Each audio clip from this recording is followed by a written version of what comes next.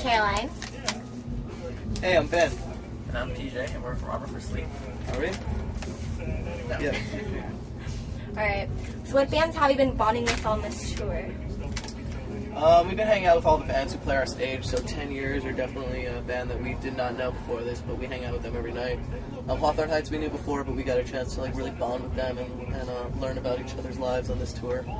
And Trey also hang out, so pretty much those three bands. Were you close with Casey? I was actually friends with him, yeah. It's so weird to like not hear like the screaming in a bunch of the songs. Yeah. And then I was riding in LA recently because I know you guys took off some time too. A couple weeks ago. Oh, it was cool. Just trying to work on some new material for a new record, so. So, are you guys gonna work on it like right after you? That's the plan, yeah. What's your favorite song to play live that you've been playing? I've been having a lot of fun playing a new song called This Abyss, actually. It's the first song in our set. Yeah, no, I like playing Williamsburg a lot. Really?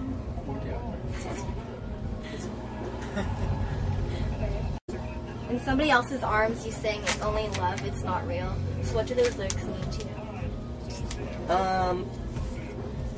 Well, to me, that song is kind of like in a pretty like sarcastic light. It's just from the point of view of like, after you've been screwed over, just trying to convince yourself that it's not a big deal. So I don't think like I necessarily like relate with those in real life, but it's just kind of like when you're in that moment where you're just trying to make sense of like a situation like that. It's sometimes it's a good thing to convince yourself that it's just kind of bogus anyway.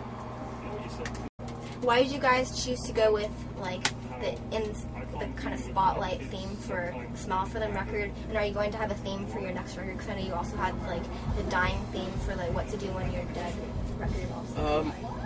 I would think so. I mean, I just think that we think that it kind of makes albums like more interesting for us and for other people, as if there's like a theme or if we're coming from a certain perspective. And yeah. I mean, I would love to do that again. Yeah. I know a lot of your fans have received messages back from you guys on MySpace, like especially me, and you guys are a successful band, so why do you think it's still important to keep that contact? Because I know a lot of bands that are at your level forget about that. That's exactly why it's important.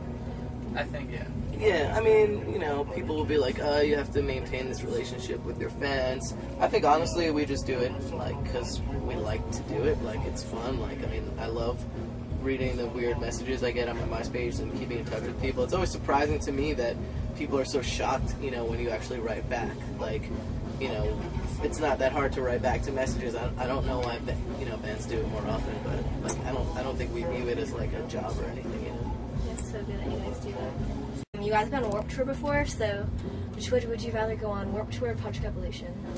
I think they both are totally different. I mean, I can say that there are just more bands on Warped Tour, so more of our friends are there, but it's also nice being on a tour where you get to meet new people and where it's not as hectic, and this tour definitely has those benefits. Okay, so now I have a couple of fan questions. This one is from Lauren. What inspired the whole death theme of What to Do When You're Dead record? I don't know. I think when I first started writing the lyrics, the first two songs I wrote were from the perspective of someone who had, I guess, died, and honestly, like, I thought I was going to kind of change the lyrics around to those two songs, but it just kind of like helped me vent and like say what I needed to say if I like pretended I was in that situation. But then after like those two songs were done, which were like the first two demos of the record, I was like, this is cool. If I could like, speak through this like voice, I could like get a lot of stuff out that I wouldn't have gotten out otherwise. And then also, what song are you most proud of making? Well, what song are you most proud of making? It's kind of hard. I'd say one of the songs I'm most proud about is Basement Ghost Singing, maybe. It's kind of a little different. Yeah, it's my favorite What we song. normally do, I guess. That's not fair. I agree. I like Basement Ghost a lot. Hold the Door. My mom's like obsessed with that song. Really? She plays it like every day in the car. Yeah, that's mine. Okay, and then Michelle wants to know if you guys ever got your mattress and stuff back from Siski and the Butcher when you guys... To this day, they still have it. I still have to sleep on it. Oh, hey, Michelle. We never got the mattress back. Because they're a bunch of pranksters. Wanksta. Wanksters. Oh, yeah. Okay, and Haley wants to know, did you ever think that you would get to where you are today? No, I didn't. I think maybe I thought, like, you know, you have dreams of it happening, but as far as, like, did I actually ever see myself? No, not really. Yeah. I was like, oh, I'll have to be just, like, you know, have a job, and it'll suck. But I really want to do Insane this. crowds are just keep on going, like, every time I see you guys, it just keeps on getting bigger and, like, and then what inspired you to get to where you are? How did you know that you wanted to do this?